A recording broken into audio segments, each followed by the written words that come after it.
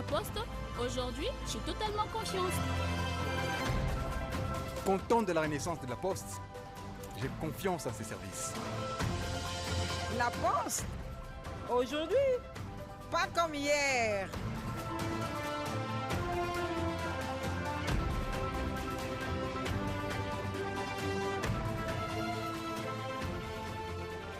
Rien ne remplace la Poste. Tout part de là, une idée, un rêve qui grandit. Le souhait d'un partenaire, d'un accompagnement sur mesure, d'un financement adapté. Pour que de l'intention naisse un projet. Chaque jour, BGFI Banque se mobilise et se transforme pour offrir à ses clients une relation durable. Notre principale ambition, c'est d'être votre partenaire pour l'avenir. BGFI Banque.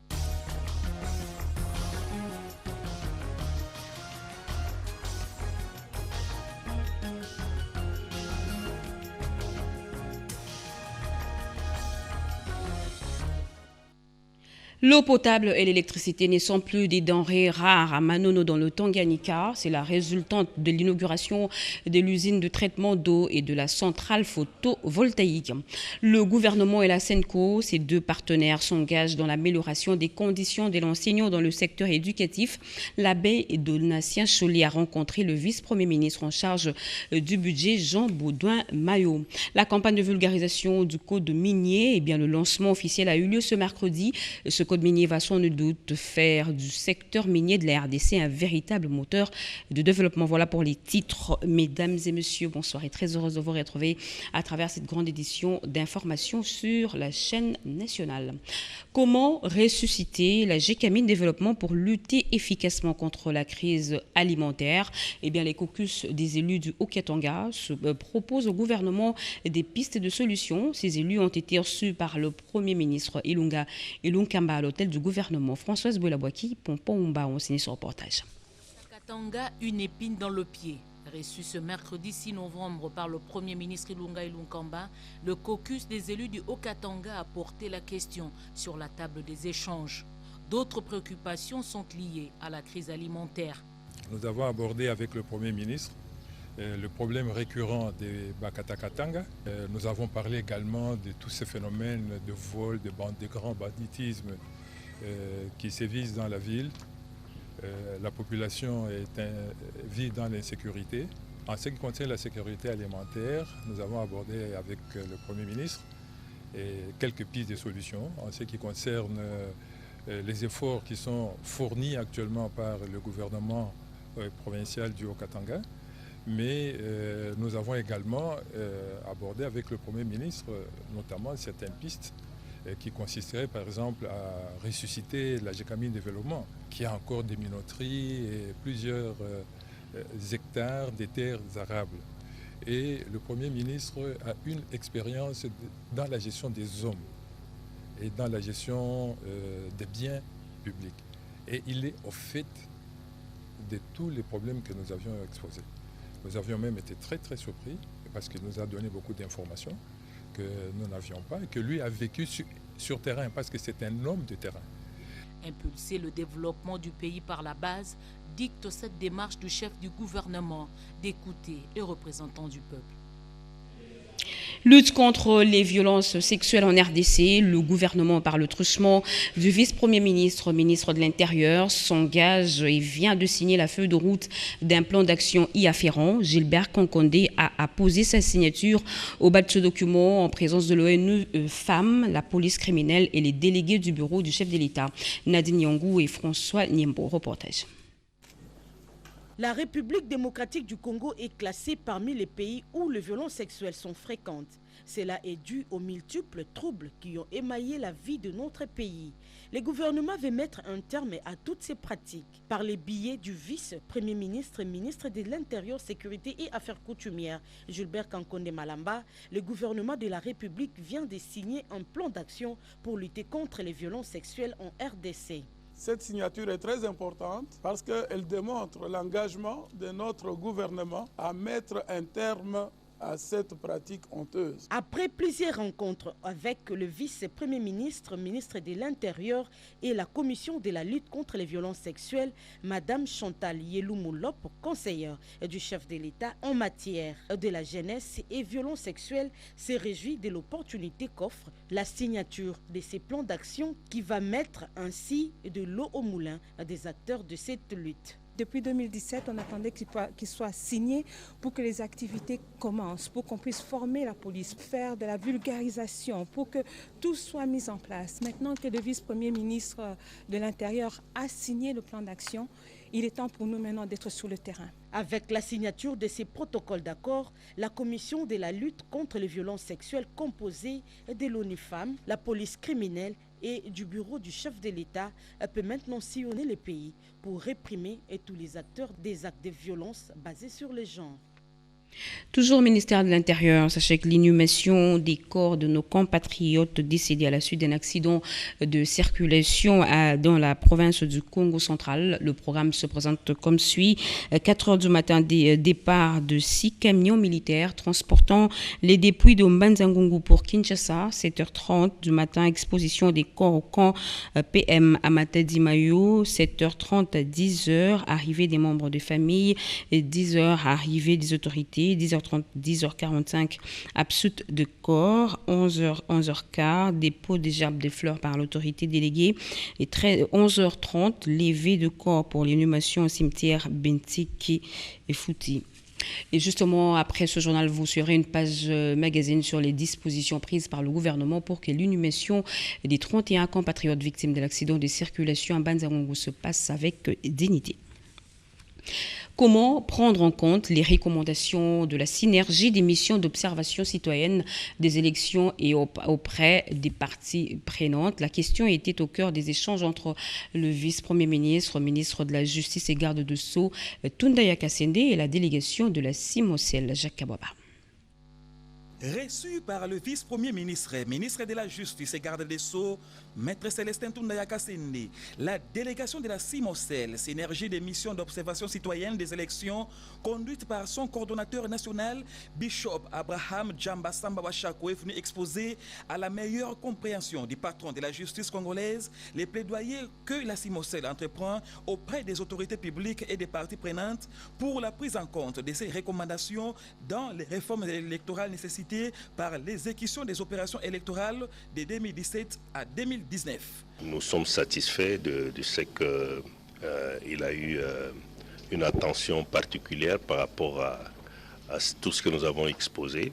Il y a eu même des suggestions qui sont venues de sa part, des suggestions très constructives qui font que dans notre stratégie, nous allons intégrer aussi un débat général, un débat national autour des questions qui sont en discussion, en examen, de sorte que la réforme qui va être générée par cette démarche puisse être une réforme consensuelle, acceptée par toutes les parties prenantes. La CIMOCEL a observé toutes les phases du processus électoral en cours, partant de l'identification et de l'enrôlement des électeurs jusqu'au scrutin de 2018 et 2019. Se basant sur ces constats de terrain, elle a analysé les processus et en a tiré des conclusions sous forme de recommandations consignées dans son rapport final sur les élections de 2018 et 2019. Ouverture ce matin de la 3e édition de la session de formation en alphabétisation et en coupe et couture des femmes et enfants policiers. La cérémonie s'est déroulée au camp de Fungula. Le chef de l'État fait de l'amélioration des conditions de vie sociale des policiers et militaires congolais un des piliers de son programme. La République démocratique du Congo, sur une population de 80 millions d'habitants, compte 19 millions d'analphabètes, ce qui est un frein au développement du pays. Les femmes des policiers réunies au sein de l'Association des épouses des policiers, AEP en sigle, conscientes de cette situation, organisent des sessions de formation en alphabétisation et coupe et couture. Cette année, elles sont à leur 3e édition. C'est pour amener les femmes des policiers et leurs enfants à ne pas se livrer au banditisme et à être inutiles à leur famille en exerçant ces métiers de couturières, comme l'explique la présidente de l'association, Madame Cécile Amouli. Ces gestes remonterait le moral des policiers, ce qui augmenterait par conséquent leur rendement sur le terrain. C'est l'objectif poursuivi par l'AEPC, afin de réduire le vandalisme dans le rang des policiers et le banditisme dans des camps et voire dans la société.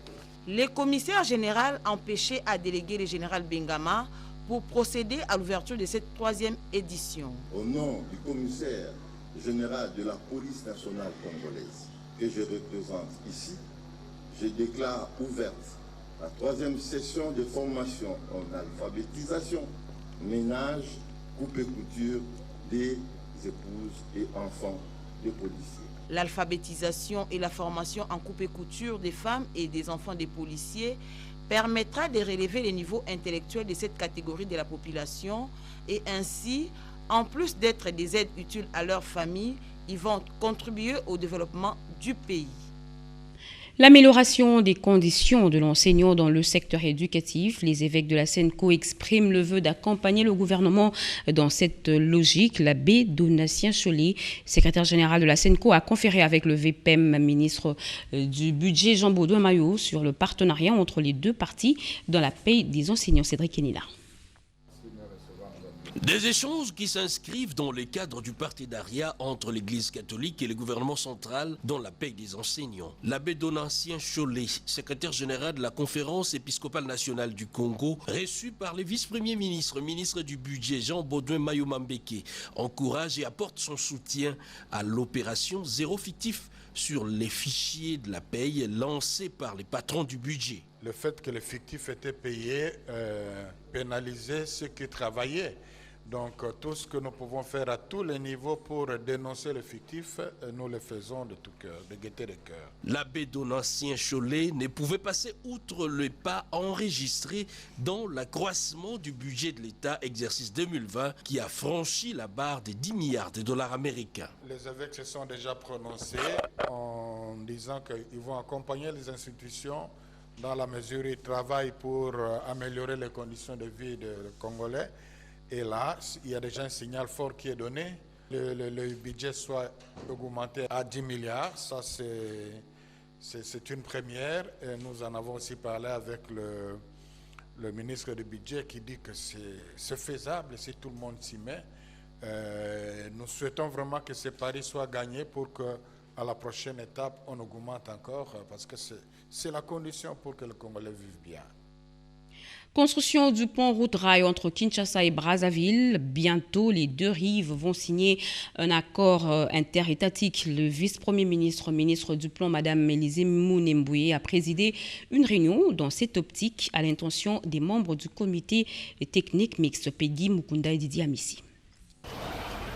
Un accord interétatique sera signé le 11 novembre 2019 à Johannesburg en marge du forum sur l'investissement en Afrique entre la République démocratique du Congo et la République du Congo. Accord sur la construction du pont route-rail sur le fleuve Congo entre les villes de Brazzaville et de Kinshasa. C'est à ce sujet que la vice-première ministre, ministre du Plan Élisée Mounemboué, a tenu une séance de travail avec les membres du gouvernement, à savoir des ITPR, des affaires étrangères, de la coopération internationale et de l'aménagement du territoire des grands travaux, ainsi que les membres du comité technique mixte. Ensemble, ils ont discuté sur cet accord qui sera signé entre le gouvernement de ces deux pays.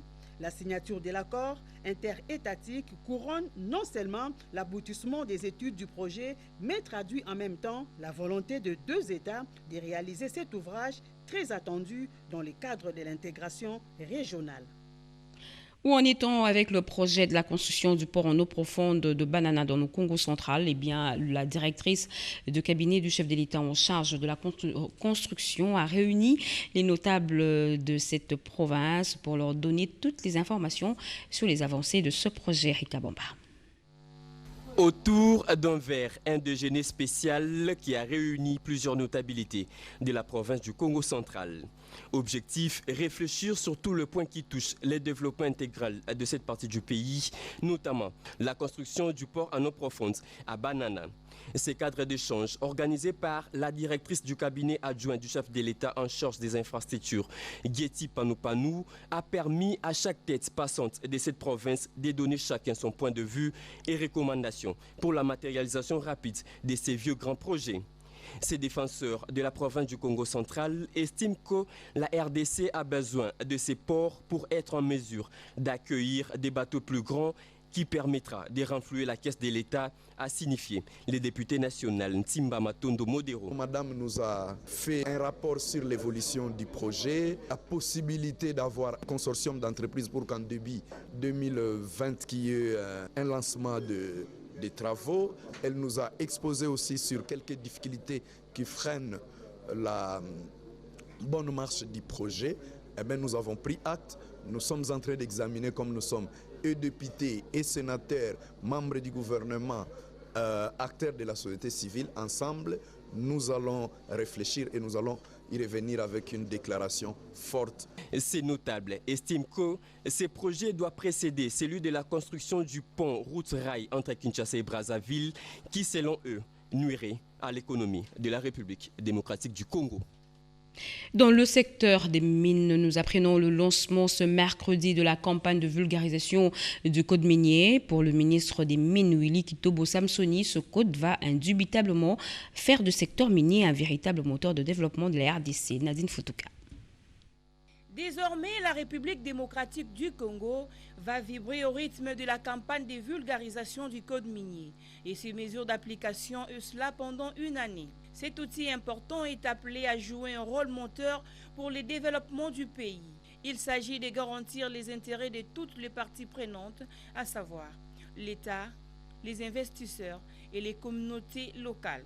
Le code minier est basé sur deux piliers, notamment la transparence et la bonne gouvernance. Quant à la mise en œuvre des dispositions relatives à la responsabilité sociétale et environnementale, le code minier révisé a renforcé les dispositions relatives à la responsabilité sociétale et environnementale. À cet effet, tout titulaire des droits miniers d'exploitation et de l'autorisation des carrières permanentes est tenu de contribuer, durant la période de son projet, à la définition et à la réalisation des projets de développement socio-économique et industriel en faveur des communautés locales affectées par des activités de projet sur la base d'un cahier des charges pour l'amélioration des conditions de vie des dites communautés. Pour ce faire, le non-respect de cette obligation entraîne le retrait du droit minier d'exploitation. Pour donner de la solennité à cet événement, le ministre de Mines, Willy Kitobo Samsoni, a fait appel aux délégués de tous les corps sociaux, directement ou indirectement, intéressés par la question minière. On comprend dès lors la présence du président de la FEC, de représentants des entreprises minières, des délégués de la société civile du secteur des ressources naturelles, des ambassadeurs et chefs de mission diplomatiques, des sénateurs et des députés nationaux, et tout naturellement le membre du gouvernement de la République démocratique du Congo. La participation de la femme dans les instances de prise de décision et autres questions sur le genre. La ministre d'État, ministre du Genre, Enfants et Familles, s'est entretenue avec quelques partenaires et son collègue des droits humains, lui, a échangé avec une délégation de la province de Haut-Uélé sur la présence des éleveurs nomades Mbororo dans cette partie du pays. Yvette Makuntima. Contrepart internationale, une structure qui a comme vision s'appuyer à travers des actions concrètes pour aboutir à une participation effective de la femme dans les cercles de prise de décision. Sa représentante résidente, Elisabeth Côté, a abordé avec la ministre d'État, ministre du Genre, Enfants et Familles, Béatrice Loméa-Tilité, des sujets sur la contribution de cette structure dans l'élaboration des politiques en matière du genre qui peut, cependant, s'étendre à l'amélioration des connaissances des populations sur la décentralisation. La directrice pays d'Oxfam RDC, Corinne Daou, a fait le tour d'horizon avec la ministre d'État, ministre du Genre, Enfants et Familles, Béatrice Loméa-Tilité, des sujets d'intérêt commun qui passent par un partenariat dans le cadre de la campagne globale pour la justice dans les genres.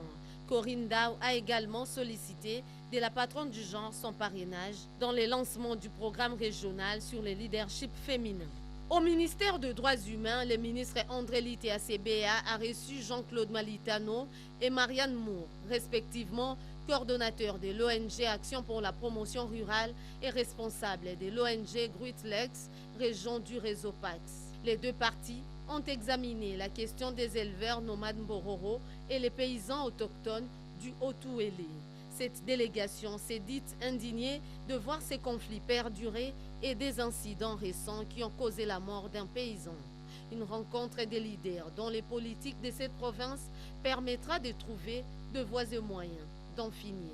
Le ministre des Droits humains, Maître André Litea CBA, a promis son implication personnelle dans la recherche de solutions pour mettre fin à ces conflits communautaires. Changeons de chapitre, une nouvelle centrale hydroélectrique est en pleine construction pour répondre aux besoins des miniers.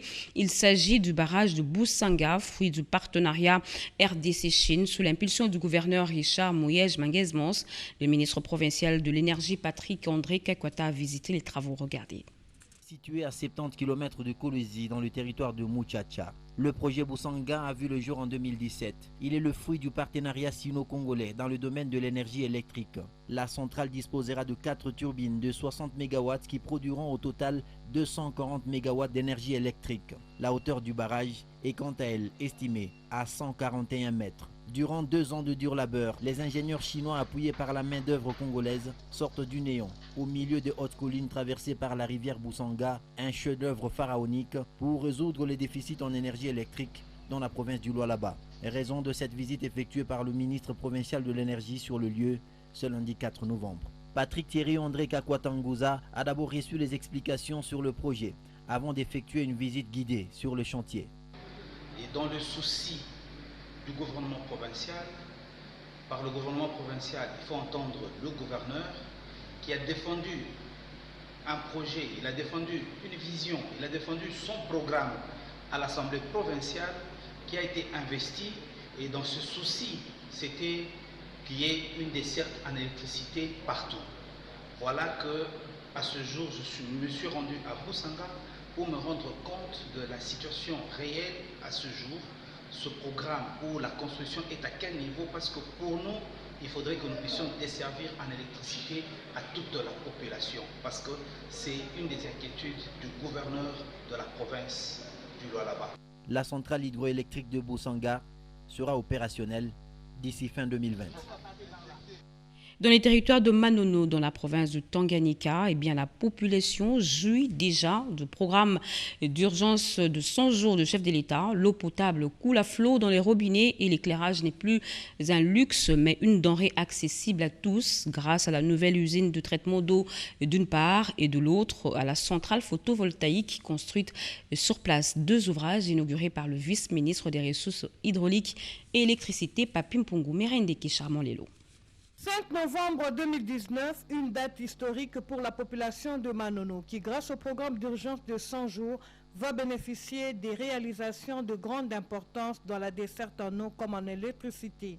Le vice-ministre des Ressources hydrauliques et électricité, Papi Pungulamba, arrivé sur place, a été accueilli par l'administrateur du territoire et les notabilités de la province, accompagné d'une foule des habitants venus exprimer leur joie retrouvée à la suite de ces ouvrages. Première étape de la visite, l'inauguration de la nouvelle usine de traitement d'eau de 120 mètres cubes par heure. Le PCA de la Régie des eaux a salué la technicité des ingénieurs de cette société de l'État pour la construction de cet ouvrage sur base d'une expertise locale avant d'appeler les bénéficiaires à un bon usage. Le vice-ministre Papi Pungulamba, dans la même logique, a affirmé la ferme détermination du gouvernement de ne ménager aucun effort pour améliorer le social du Congolais. C'est ici le lieu de rendre hommage à son Excellence, Monsieur le Président de la République, le chef de l'État, Félix Antoine Tshisekedi Tshilombo, pour sa vision politique tournée vers le développement socio-économique intégral. Vision qui a trouvé sa parfaite initialisation dans le programme d'action du gouvernement de la République conduit par son Excellence, Monsieur le Premier ministre Sylvestre Ilunga Ilunkamba, chef du gouvernement. Cérémonie scellée par la coupure du ruban symbolique suivie d'une visite guidée afin de s'enquérir de données techniques. Faisant d'une pierre deux coups, le vice-ministre des Ressources hydrauliques, accompagné par le PCA de la SNEL, André-Alain Atundou-Luyongo, a ensuite procédé à l'inauguration de la centrale solaire photovoltaïque construite à Manono avec une capacité d'1 MW. Cette réalisation, une expérience nouvelle tentée par la SNEL SA en partenariat avec l'entreprise Congo Énergie, permettra à la population de Manono d'avoir la lumière par énergie solaire avec un mode de prépaiement institué pour une utilisation rationnelle de l'énergie électrique.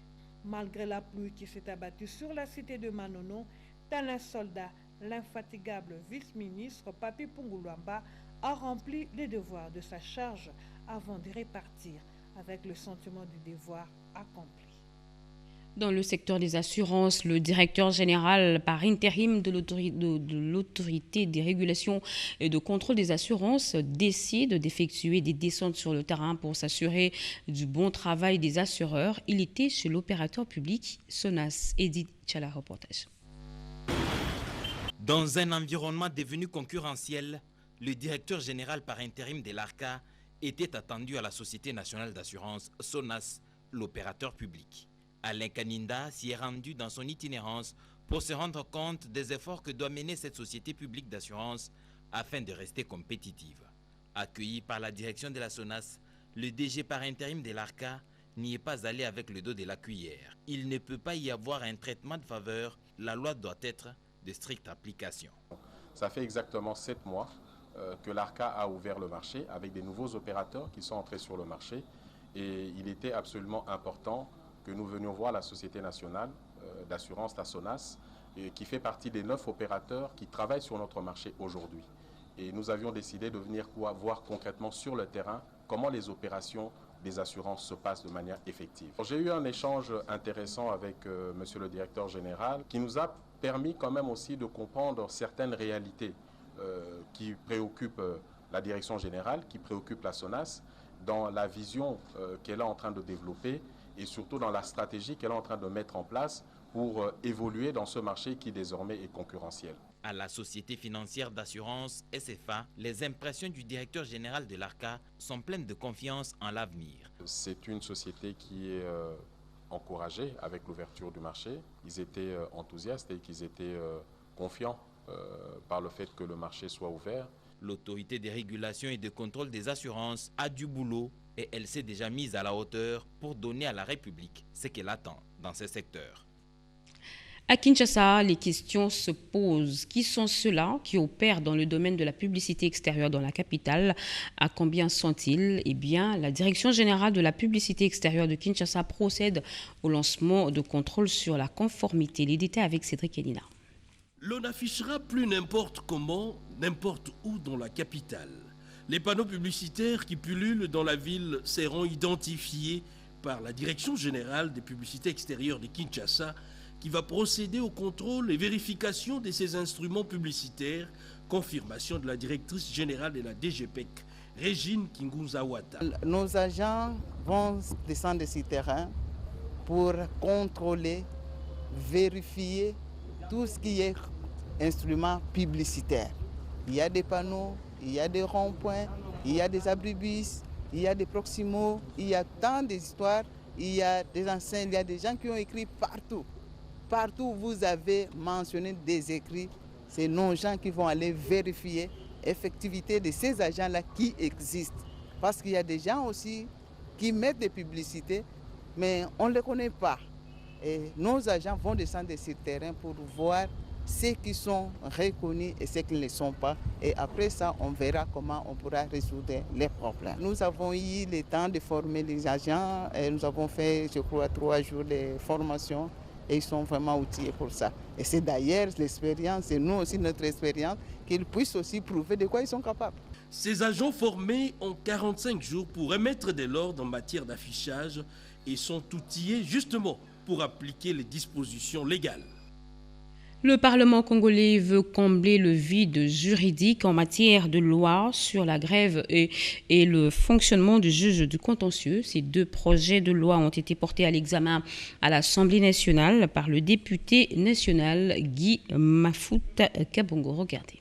Démarche de tout élu au niveau national à la Chambre basse du Parlement. L'honorable Guy Mafuta Kabongo, député national, a déposé deux propositions de loi, celle déterminant les principes fondamentaux relatifs à l'exercice du droit de grève et celle portant création, organisation et fonctionnement du juge du contentieux de l'exécution ou juge d'urgence. Les textes de ces deux propositions de loi ont été déposés au secrétariat du bureau de l'Assemblée nationale. Ces deux matières, bien capitales pour notre communauté, se trouvent sans législation appropriée et l'honorable Guy Mafuta voudrait changer cet état de choses. C'est un droit important, un droit fondamental qu'il faut élever au niveau de la loi.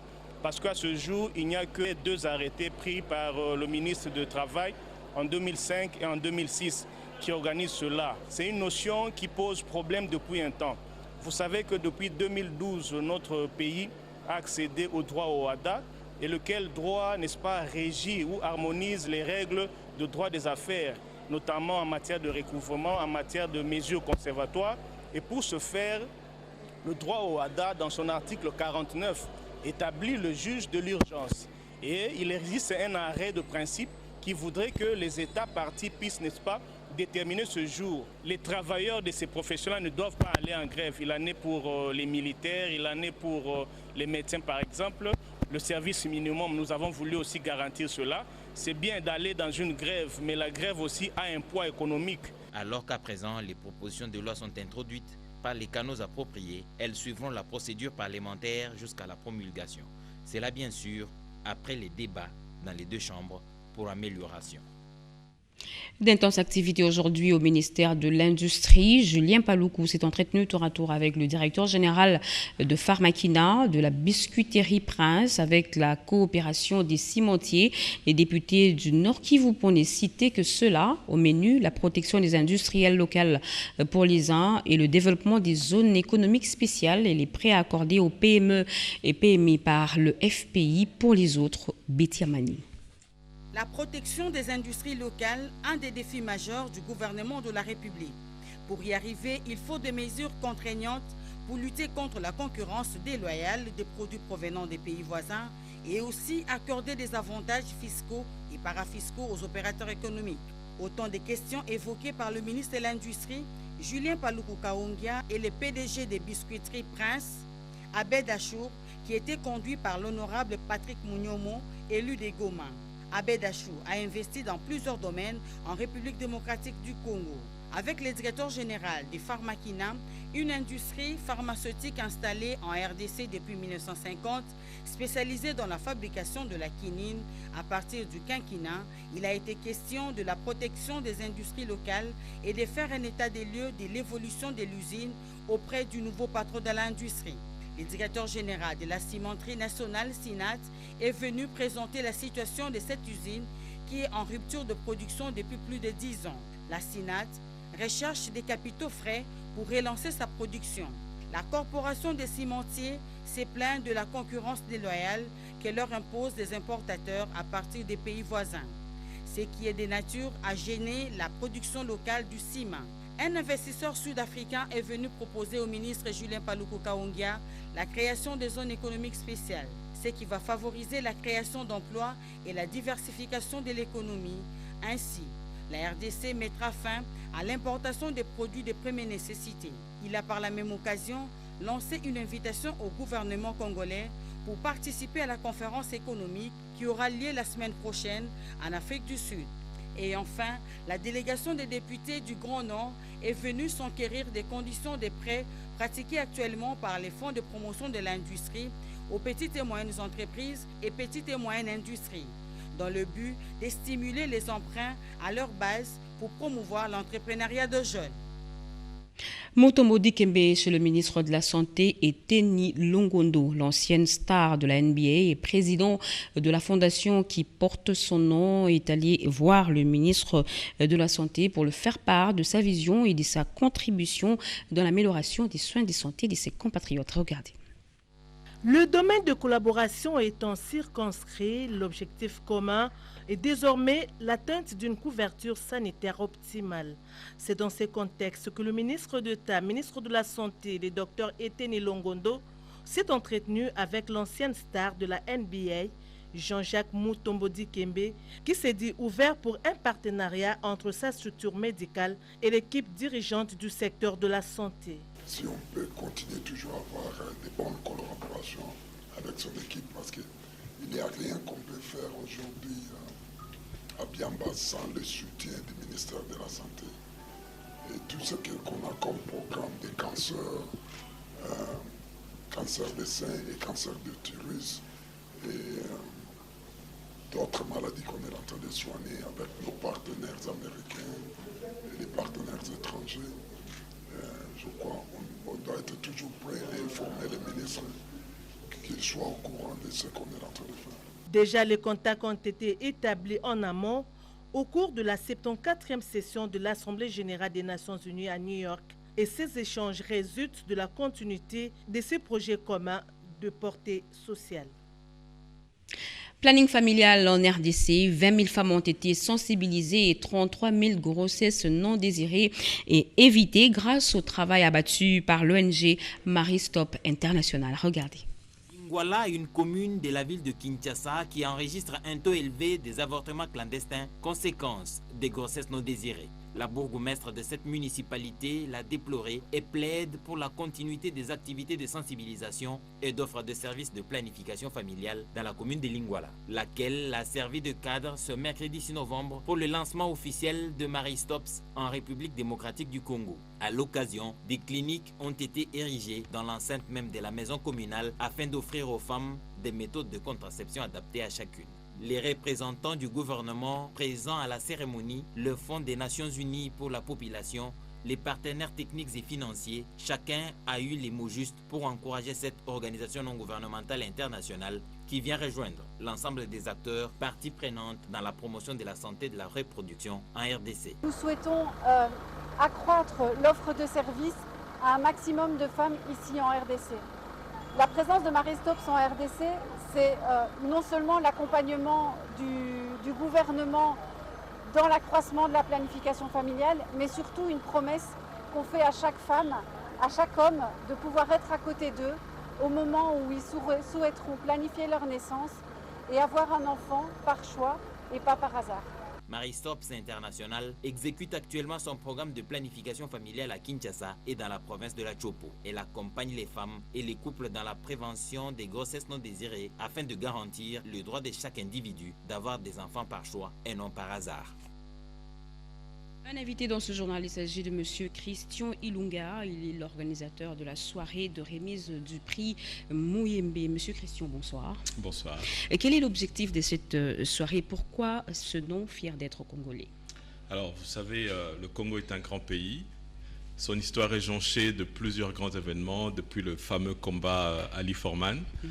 Et ici, nous avons donc initié le Grand Prix Muyembe de l'excellence africaine, qui est l'équivalent du prix Nobel en Afrique, qui va donc primer chaque année dans l'innovation, la créativité et l'excellence un fils ou une fille du continent africain. Et donc nous voulons récompenser le prof Muyembe pour 40 ans de travail dans la lutte contre le virus Ebola essentiellement. Et quels sont les critères pour être présélectionné, sélectionné et enfin remporter ce prix? Alors nous regardons sur toute l'Afrique un fils ou une fille du continent africain qui s'est distingué dans le domaine de l'innovation, de la créativité ou de l'excellence dans son secteur d'activité. C'est une toute première édition, nous présenterons donc le prix et le premier lauréat sera donc le professeur lui-même, le professeur Muyembe. Et ça va se passer où, quand? Ça va se passer à l'hôtel Pullman, Grand Hôtel, et ça sera ce vendredi-ci, 8 novembre, à partir de 19h. L'événement sera retransmis en direct à la télévision et à la radio et ce sera sous forme de téléthon d'un dîner de gala et nous invitons chaque personne qui aime le Congo et qui est fier d'être congolais, c'est le thème de la soirée, fier d'être congolais, à pouvoir se procurer le billet à l'hôtel Pullman et participer donc à cet événement. Merci beaucoup. Merci. Nous recevons là pour vous Monsieur Christian Ilunga. Il est l'organisateur de la soirée de remise de prix Dr Mouyembe. Merci beaucoup. En politique, le Front national des fédéralistes du Congo, cher à Marcel Ilunga-Leou, fait sa rentrée politique à Lubumbashi au Katanga. Cette formation veut jouer le rôle de la sentinelle des actions prometteuses à l'amélioration du social des Congolais. Suzingoïdi Chiboui, reportage. Le président du Front national des fédéralistes du Congo s'est rendu à Lubumbashi dans le Haut-Katanga pour sa rentrée politique et faire un bilan des activités de son parti. Accueilli chaleureusement par les militants du FONAFEC, Marcel Ilunga-Leou a pris la direction du siège provincial où il a communié avec sa base. Devant eux, il a réitéré son soutien au FCC, Front commun pour le Congo, plateforme à laquelle le FONAFEC est membre, ainsi qu'à son autorité morale Joseph Kabila. Marcel Ilunga-Leou et le FONAFEC ont mis en garde tout politicien qui voudra faire du Haut-Katanga un sol de violence et de conflit et appellent ainsi la population à soutenir la coalition FCC-CACH. Dans sa rentrée politique, le FONAFEC veut jouer le rôle d'une sentinelle des actions prometteuses à l'amélioration du social congolais. Après le Haut-Katanga, le président du FONAFEC se rendra dans d'autres provinces pour prêcher l'amour et la paix pour l'unité de la RDC. Fin de ce journal, mesdames et messieurs, merci de l'avoir suivi. Ce journal a été rédigé par Eric Abamba, réalisé par Patrick Kachala Ramadan, qui est coordonné par Angèle Mabel-Alandou. Merci à vous et qui nous suivez à Lubumbashi et partout ailleurs sur satellite. Vous êtes sur la RTNC. L'actualité continue sur nos antennes retrouvées à minuit, Getty au Matuku. Très bonne suite de programme sur la chaîne nationale. Au revoir et bonsoir sur vous.